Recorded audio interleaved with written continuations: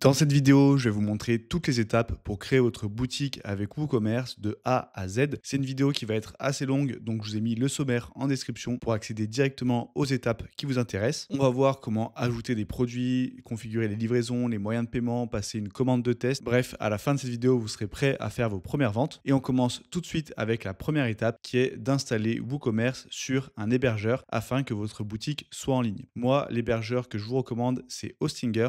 Selon moi, aujourd'hui, c'est le meilleur rapport qualité-prix et surtout, ce qui le distingue de ses concurrents, c'est l'interface client qui est beaucoup plus intuitive que les autres hébergeurs que j'ai pu tester. Si, comme moi, vous voulez utiliser Hostinger pour créer votre boutique, vous pouvez cliquer sur le premier lien en description et vous arriverez sur cette page. Ici, on va descendre un petit peu et on a les différentes offres. En fait, ce sont des plans d'hébergement dédiés à WooCommerce. Donc, on a les performances qui sont optimisées pour WooCommerce et on a également quelques fonctionnalités dédiées. Par exemple, la rédaction de fiches produits avec l'IA. Et ici, donc, on peut voir qu'on a plusieurs plans. Moi, je vous recommande, si vous lancez, de prendre le plan business qui est largement suffisant dans 80% des cas. Et même avec ce plan-là, les performances seront déjà bien puisque les serveurs sont en France. Et vous voyez ici que vous pouvez créer jusqu'à 50 sites web sur le même hébergement. Donc en fait, vous pouvez payer juste un seul hébergement et avoir plein de sites dessus. Et vous avez les fonctionnalités qu'on retrouve chez la plupart des hébergeurs, c'est-à-dire un nom de domaine gratuit. Donc on peut le voir ici, c'est-à-dire l'URL de votre site web qui sera offert.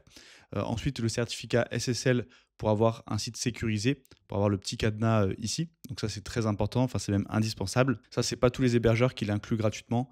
Donc là, c'est inclus. Et en cas de problème, vous avez le support client qui est accessible directement ici via le chat. Et vous avez également une garantie satisfait ou remboursé pendant 30 jours. Donc vous pouvez tester si jamais vous changez d'avis, que vous ne voulez pas créer votre boutique ou tout simplement que vous voulez changer d'hébergeur. Vous avez juste à envoyer un email pour avoir la garantie. Donc moi, je vais sélectionner ce plan. Ici, la durée d'engagement, vous voyez que par défaut, on est sur 48 mois. Ça fait un petit peu long, à part si vous êtes certain de votre projet, que c'est un projet que vous voulez faire sur le long terme. C'est intéressant parce que vous allez avoir un prix réduit. Mais si vous venez de vous lancer et que vous n'êtes pas sûr de votre projet, moi, je vous recommanderais plutôt de partir sur 12 mois.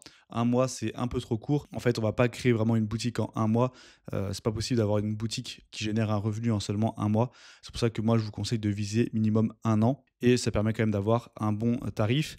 Et vous pouvez également utiliser un code promo. Donc là, vous pouvez cliquer ici sur le lien violet et taper mon code promo Easy WordPress, faire appliquer et vous aurez 10% supplémentaires. Voilà, donc ça vous revient à 4 euros par mois avec le nom de domaine qui est inclus. Une fois que c'est fait, on clique ici sur le bouton continuer et là, je vous invite à créer un compte. Une fois que vous avez entré un email et un mot de passe pour créer votre compte, vous allez vous retrouver ici. Donc là, vous avez juste à remplir vos infos. Donc votre prénom, votre nom, numéro de téléphone, le pays de résidence, ça l'adresse, c'est facultatif. Ensuite, on clique sur continuer. Et ici, vous pouvez payer soit en carte bancaire, soit avec PayPal. Et vous avez juste à valider le paiement et on se retrouve juste après. Une fois que vous avez validé le paiement, vous allez vous retrouver sur ce qu'on appelle l'onboarding, c'est-à-dire la mise en place de votre hébergeur. Donc là, on va cliquer sur créer un site web. Je fais suivant. Ici, on va me demander de créer les accès admin à WordPress.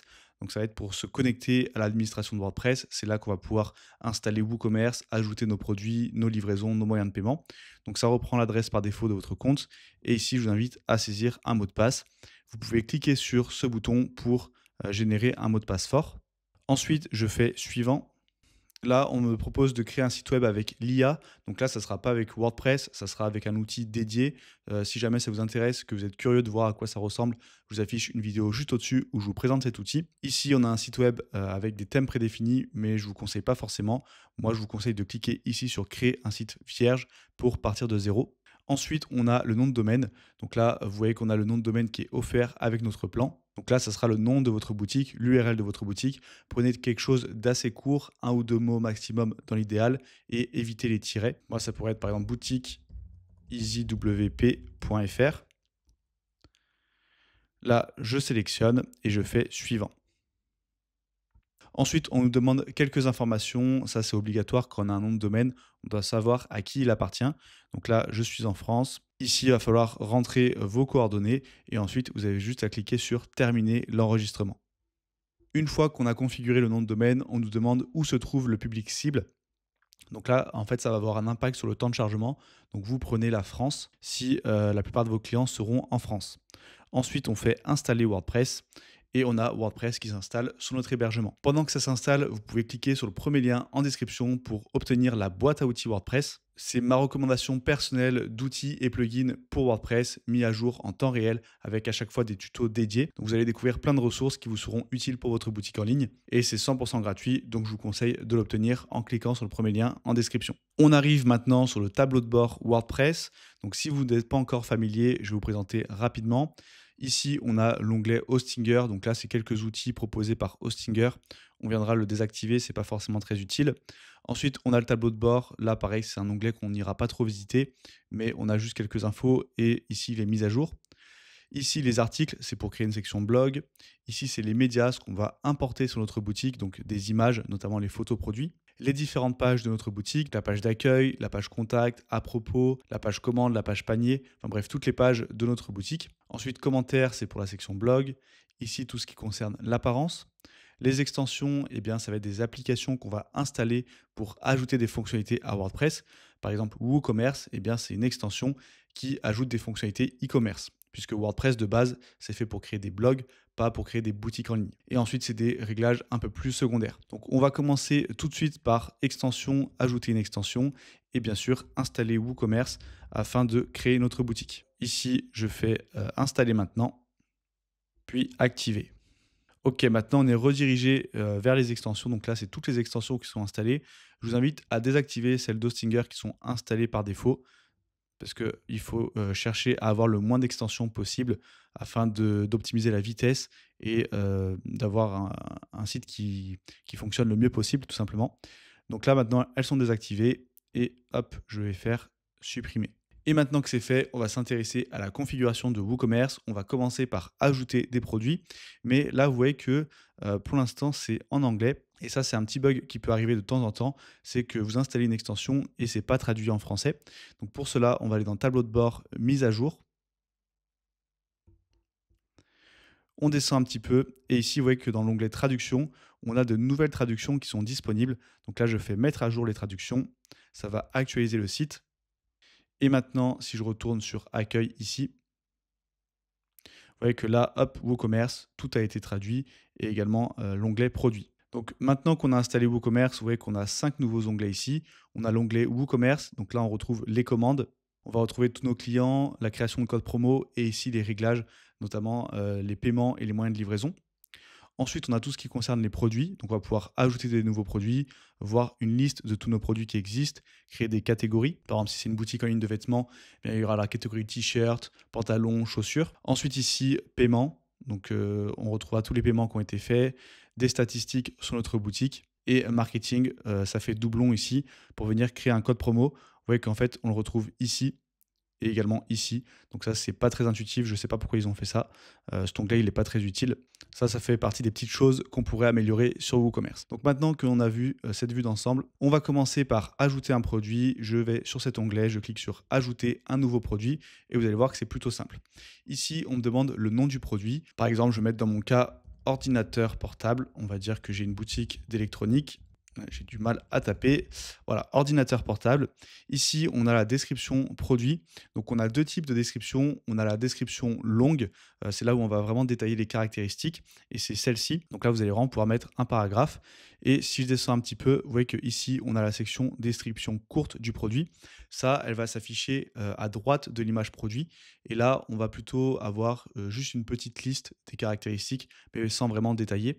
Donc, en fait, on aura l'image ici, la description courte ici et la description longue en dessous. Ici, moi, ce que j'aime faire souvent, c'est mettre une liste à puces des bénéfices que je veux faire ressortir. Donc là, si c'est pour un ordinateur portable, je pourrais mettre par exemple rapidité. Voilà, c'est pas terrible. On va plutôt mettre par exemple garantie pendant 5 ans, 32 gigas de RAM et on va marquer par exemple écran 4K. Donc là, des petites caractéristiques du produit. Ici, une description longue, je vais pouvoir la générer avec ChatGPT pour avoir un exemple. Voilà, un exemple très basique. Et ici, hop, au lieu de paragraphe, je vais sélectionner titre 2. Et pareil ici, titre 2. Là, ça va être important de sélectionner titre 2 ou 3.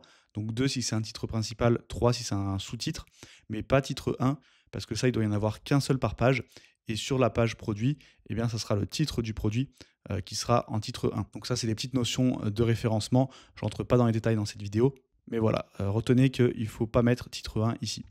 Donc là, je pourrais venir optimiser un peu la description en aérant un petit peu et en mettant quelques éléments en gras pour faciliter la lecture. Ensuite, vous voyez ici sur le panneau de droite, j'ai image produit. Donc on va venir mettre une image d'ordinateur. Ici, j'ai juste à sélectionner des fichiers et à venir sélectionner une image sur mon ordi. Voilà. Ici, je clique sur définir l'image produit en bas à droite et j'ai mon image d'ordinateur. Ensuite, dans Galerie produit, je peux venir prendre des images secondaires. Donc là, on a une vue de face. Je vais prendre une vue de profil, par exemple. Hop, je fais ajouter des images, téléverser. Et ici, je prends la vue de profil. Hop, je fais ajouter. Ensuite, si je descends, toujours sur le panel de droite, on a catégorie de produits. Donc, je peux les ajouter directement via l'onglet ici à gauche ou directement ici dans mes réglages. Donc là, je vais ajouter une catégorie, par exemple ordinateur portable.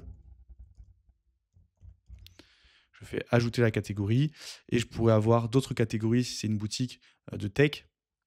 Par exemple, smartphone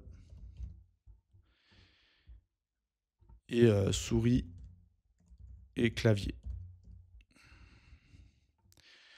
Donc là, par défaut, vous voyez que ça m'a coché les trois, mais moi, je veux juste cocher ordinateur portable. Ensuite, si je remonte un petit peu, ici, on a la section données produits. Donc là, ça va être toutes les informations concernant le produit, notamment le tarif. Donc là, vous voyez qu'on est en dollars. On verra plus tard comment passer en euros. Mais ici, on va imaginer qu'on est en euros. Donc par exemple, je vais mettre que le tarif est de 599 €. Et ici, je peux mettre un tarif en promo. Donc là, je vais mettre qu'avec la promo, c'est à 499. Et je peux venir planifier si je veux mettre des dates spéciales, par exemple pendant une période de solde. Comme ça va automatiquement activer ou désactiver la promo à une certaine date. Moi, je vais laisser comme ça. Ensuite, ici, vous voyez que je peux cocher pour que ce soit un produit virtuel ou téléchargeable. Donc virtuel, ça peut être par exemple une garantie ou une assurance. Et téléchargeable, la différence, c'est que vous allez pouvoir donner un accès à un fichier. Donc par exemple, si c'est un PDF, si c'est un e-book, vous pouvez venir l'uploader ici. Mais nous, on va rester sur un produit physique classique. Donc vu que c'est un produit physique dans inventaire, je peux venir donner une référence fournisseur. Si vous ne faites pas, ça sera donné en automatique, donc ce n'est pas obligatoire. Et je peux venir activer la gestion de stock pour dire combien j'en ai en stock. Ou alors sinon, on désactive la gestion de stock et la personne pourra toujours commander, enfin le client. Ensuite, dans attributs, je peux venir donner des caractéristiques sur l'ordinateur qui vont être affichées sur la fiche produit. Donc, par exemple, je peux donner le poids, les dimensions. Donc là, si c'est un ordinateur portable, on va souvent mettre les dimensions. Là, je vais marquer 14 pouces par exemple, même si ce n'est pas très précis. Là, je vais faire enregistrer. Et je peux venir en ajouter un si je veux, par exemple, le poids. Et ici, on va mettre 2 kg. Et là, je fais enregistrer. Une fois qu'on a fait ça, je remonte tout en haut, je clique ici sur publier et vous allez voir à quoi ça ressemble.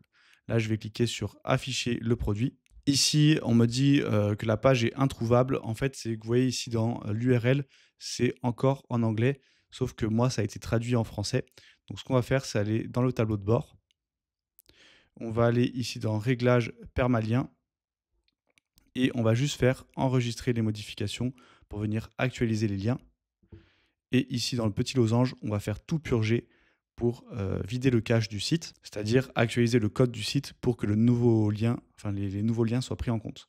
Maintenant, si je retourne dans Produits, tous les produits, que je clique sur Voir, voilà, on a bien ici l'ordinateur portable qui s'affiche. Donc là, l'affichage, il va dépendre de votre thème. Ici, on n'a pas installé de thème, on a laissé celui par défaut sur WordPress. Donc l'affichage n'est pas terrible, mais vous voyez qu'on a nos différentes informations. Et si je vais dans Informations complémentaires, ce sont les attributs que j'ai rentrés, donc les dimensions et le poids. Ici, on a la description longue avec mes 2 titres et mes paragraphes. Et ici, la description courte qui ne s'affiche pas sous forme de liste à puces. Et mon image plus l'image secondaire. Donc là, l'affichage, comme je vous l'ai dit, moi, je ne le trouve pas terrible. C'est pour ça qu'on va installer un thème qui est le meilleur thème e-commerce gratuit selon moi. Et vous allez voir que directement, l'affichage sera beaucoup plus épuré. Donc pour cela, on va dans le tableau de bord, apparence, thème, ajouter un thème. Et ici, on va taper Océan WP. Je fais installer, puis activer. Maintenant, si je retourne dans produits, tous les produits, hop ça, on va fermer, que je fais voir, vous voyez que directement l'apparence a changé. Donc là, le seul truc qui ne va pas, c'est enlever la colonne latérale ici. On verra comment faire. Mais déjà, vous voyez qu'on a une liste à puces ici, le prix qui s'affiche mieux. Et même ici, je trouve que c'est plus propre, les onglets. Et quand on descend, vous voyez qu'on a l'onglet ajouter au panier qui arrive. Et ici, on a créé ce qu'on appelle un produit simple, mais on peut également créer des produits variables, c'est-à-dire qu'il y aura des variations, par exemple différentes couleurs ou différentes tailles.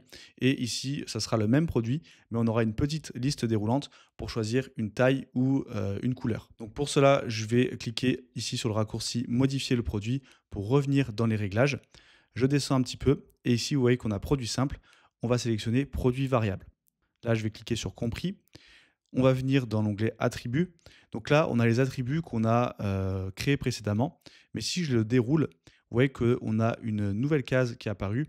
C'est de l'utiliser pour les variations. Et donc, par exemple, si je utilise ceci pour les variations, je vais pouvoir choisir plusieurs dimensions. Donc là, imaginons que je veux 14 pouces, mais que j'ai aussi une version 16 pouces. Eh bien, je vais pouvoir l'ajouter. Donc là, je sépare par une barre oblique. Pour cela, on fait Alt-GR6. Donc, ce n'est pas vraiment une barre oblique, c'est plutôt une barre verticale. Et ici, je mets mon deuxième attribut qui sera ma deuxième variation. Donc là, j'aurai le choix entre 14 pouces et 16 pouces. Je fais enregistrer. Une fois que c'est fait, je vais dans l'onglet variations. Et là, je clique sur générer des variations. Je clique sur OK. Et ici, vous voyez que j'ai ma version 14 pouces et ma version 16 pouces. Et si je clique dessus, eh bien, je vais pouvoir mettre une image dédiée. Donc, par exemple, ça va être utile si c'est différentes couleurs. Comme ça, on aura directement le visuel qui s'actualise en fonction de la couleur qui est sélectionnée. Et même le tarif, ça peut être pratique. Là, on va dire que 14 pouces, eh bien, c'est la version à 599 €. Et en promo, on avait dit que c'était 499. Et 16 pouces, ça sera un peu plus cher. Ça sera par exemple 699 et en promo 599. Voilà, je ferme et je fais enregistrer les modifications. Je remonte. Hop, ici, je fais mettre à jour. Et je vais aller voir mon produit.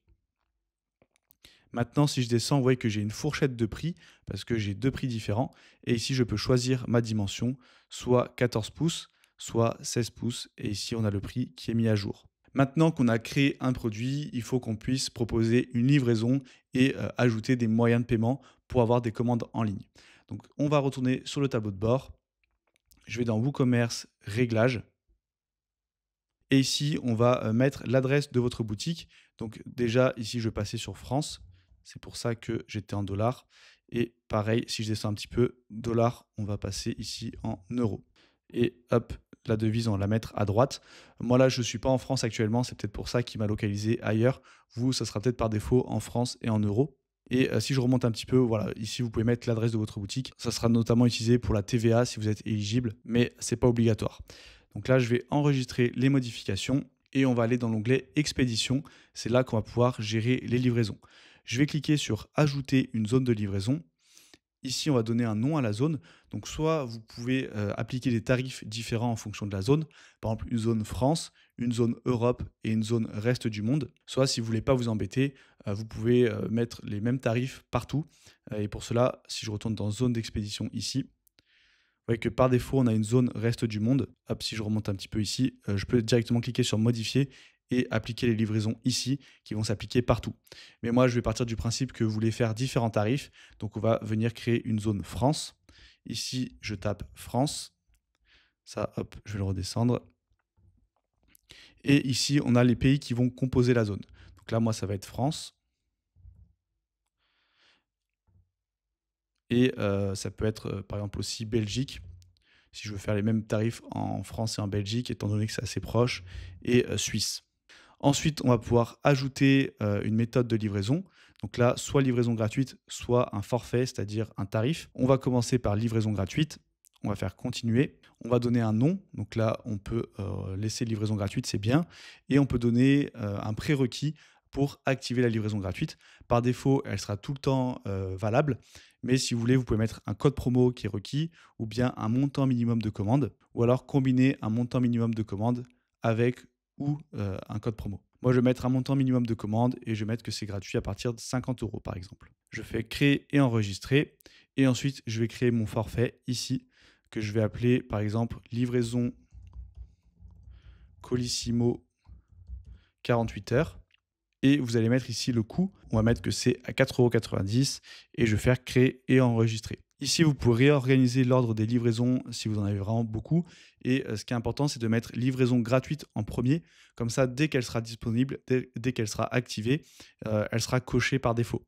Puisque ça aussi, c'est un petit défaut de WooCommerce, c'est que même si la livraison gratuite est disponible, il va afficher les autres méthodes de livraison. Mais bon, c'est pas très utile puisque si la livraison gratuite est disponible, la plupart des gens vont prendre celle-ci, à moins que vous proposiez une livraison express.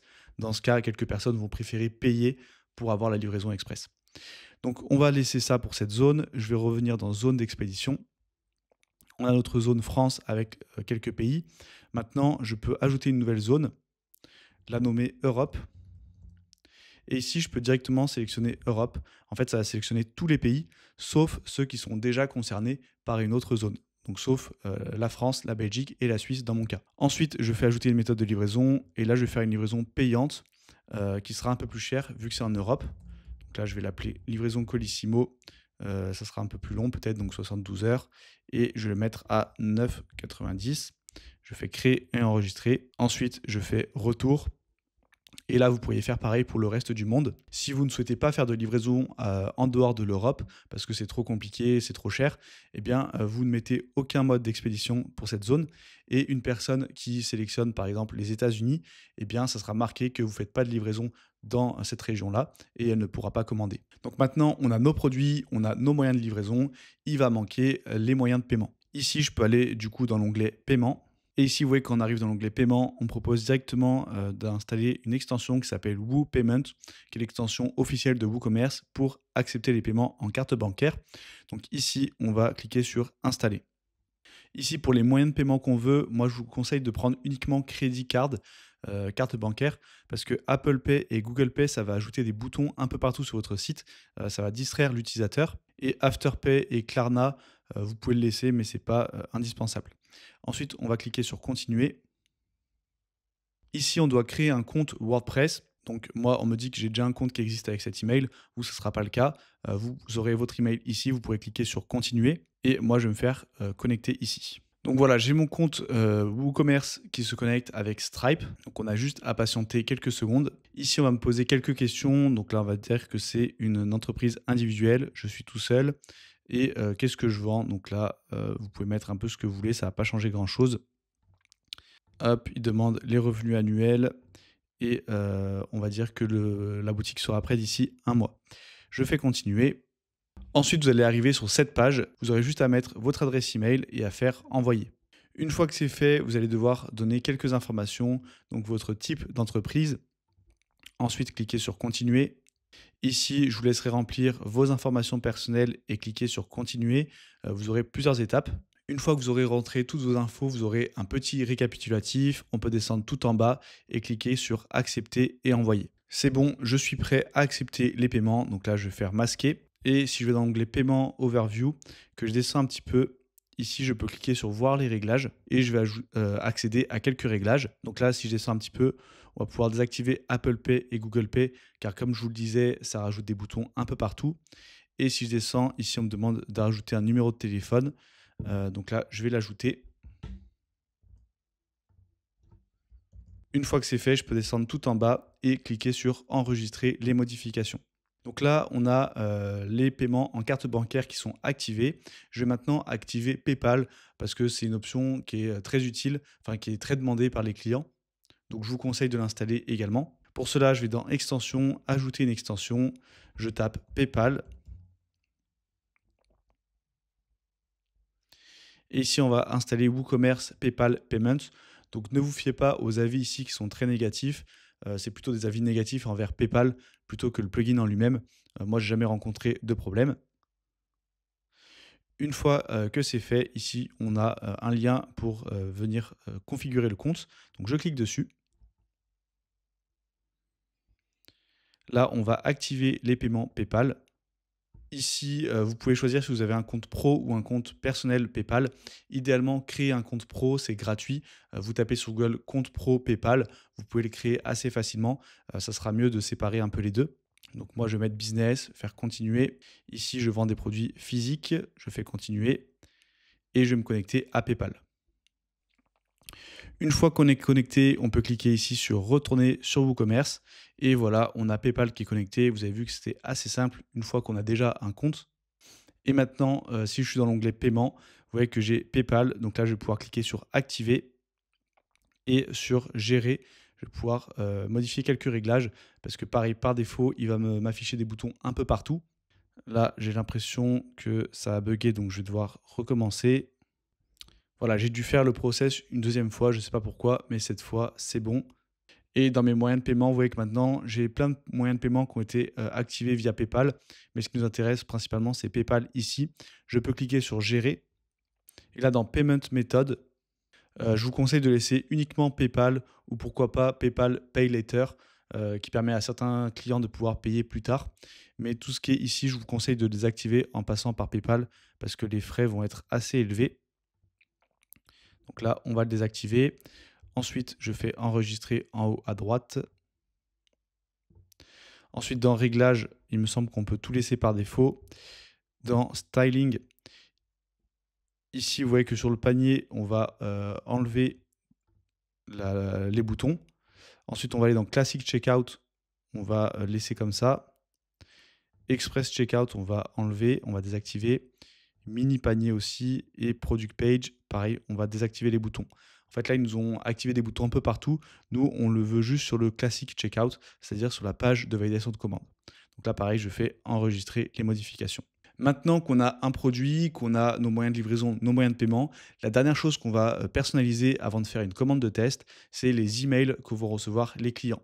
Donc pour cela, je vais dans Réglages et vous voyez qu'on a un onglet Email.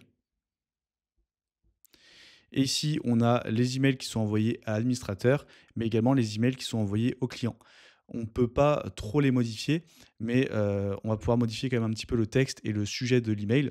Donc, ce qui est vraiment intéressant à modifier, c'est le mail commande en cours qui va être envoyé automatiquement dès qu'une commande est validée. Et ensuite, l'email commande terminée qui va être envoyé dans un second temps lorsque vous mettez la commande comme terminée. Donc ça, je vous montrerai après comment faire. Donc ça va être en gros un email pour dire que la commande a bien été reçue et ça pour dire que la commande a été expédiée. Mais par défaut, les objets ne sont pas très clairs dans les emails WooCommerce. Donc c'est pour ça que je peux cliquer ici sur gérer. Là, c'est le premier email. Donc votre commande sur, là, ça va mettre le nom de votre boutique a été reçu. Vous pouvez laisser ça comme ça. Et voici à quoi ressemblera l'email. Donc vous voyez qu'on a ici merci pour votre commande, un petit texte et un petit rappel de la commande. Ensuite, si je fais retour, dans commande terminée, ici, au lieu de mettre votre commande est en chemin, on va mettre plutôt votre commande vient d'être expédiée et de bonnes choses vous guettent. C'est pas terrible. Je mettrais plutôt un délai de livraison, par exemple. Votre commande devrait arriver d'ici 48 heures. Hop, et ici, vous voyez que c'est automatiquement mis à jour. Et je peux faire enregistrer les modifications. Une fois qu'on a fait ça, on peut rendre notre boutique en ligne parce que là, vous voyez que je suis sur l'état boutique bientôt disponible. Donc en fait, si quelqu'un n'est pas connecté et arrive sur mon site, il va avoir une page de maintenance. Donc on va cliquer dessus ici et on va mettre la boutique en ligne. Je fais enregistrer les modifications. Comme ça, la boutique est accessible. Une fois que c'est fait, je vais sur visiter la boutique. Là, j'ai mon produit, donc je clique dessus. Je vais choisir une option 14 pouces. Je fais ajouter au panier, voir le panier. Ici, vous voyez que j'ai une page panier qui a été créée en automatique. Je fais valider la commande. Et ici, ma page commande. Donc là, on m'invite à rentrer les différentes informations. On a les méthodes de livraison qui s'affichent et les moyens de paiement. On a carte bancaire et PayPal. Si on veut faire une commande de test, du coup, il va falloir activer le mode test. Et pour cela, hop, je vais dans le tableau de bord, dans WooCommerce, réglages, puis dans l'onglet paiement. Et ici, hop, on va cliquer sur gérer. Vous voyez que là, je peux activer le mode test. Donc, je vais activer et tout en bas, je vais faire enregistrer. Maintenant, si je retourne sur l'autre onglet que j'actualise, je descends un petit peu Et ici, vous voyez que je suis en mode test. Du coup, on me donne un numéro de carte que je peux utiliser qui sera fictif. Donc là, je vais remplir les informations et je vais passer la commande. Pour la carte de test, j'ai juste à mettre ce numéro et là, je peux mettre ce que je veux.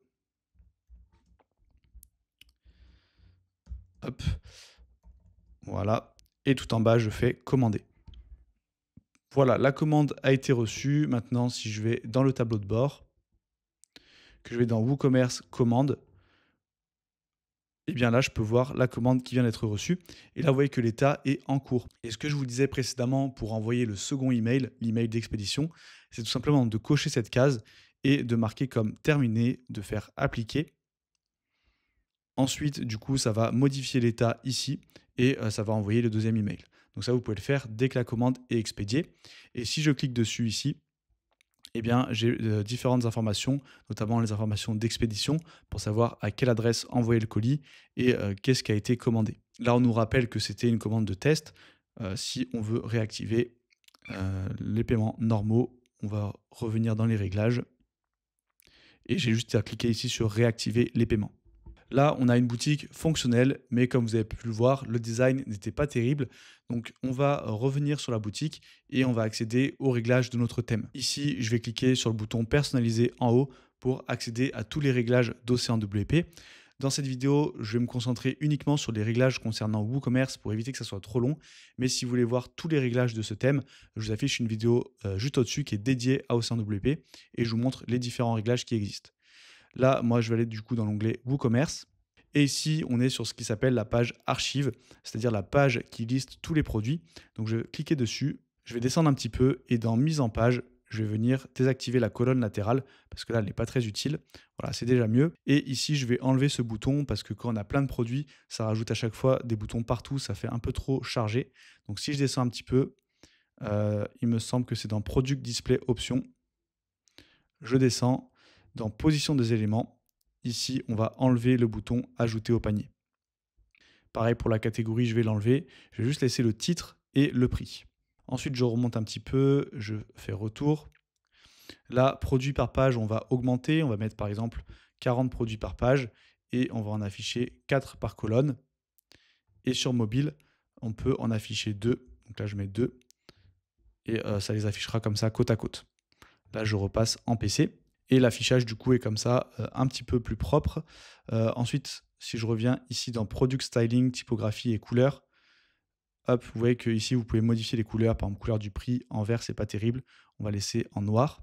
Ensuite, je fais retour, retour encore une fois. Et on va aller cette fois dans Produit unique. Là, je clique dessus. Et c'est cette page qu'on va modifier. Donc pareil, on va enlever la colonne latérale. Hop, ici, on met en pleine largeur. Déjà, ça fait beaucoup plus propre. Et si je descends un petit peu dans Product Summary, ici, pareil, la couleur du prix, on peut la passer en noir ou mettre la couleur que vous souhaitez. Ensuite, je fais retour, encore une fois retour. Et cette fois, je vais aller dans Page et Spécial Page. Et Page Layout, je vais enlever la colonne latérale par défaut sur toutes les pages du site. Comme ça, même sur la page panier et sur la page commande, il n'y aura pas une barre latérale. Et vous allez voir que rien qu'en faisant ça, là, si je clique sur la petite croix, hop, que je refais un ajout au panier, je retourne dans le panier. Ici, vous voyez que du coup, ça s'affiche beaucoup mieux sans la colonne latérale. Et pareil, la page de validation de commande, c'est beaucoup mieux comme ça. Dans cette vidéo, je me suis concentré uniquement sur la partie e-commerce avec les réglages de WooCommerce. Mais si vous voulez apprendre comment fonctionne WordPress afin de personnaliser l'apparence de votre site et pouvoir créer un menu, créer différentes pages et créer tout le reste de votre site, eh bien, je vous affiche une formation gratuite juste en dessous où je vous montre tout. Et si vous voulez développer vos compétences sur WordPress, abonnez-vous à cette chaîne pour ne louper aucun tuto.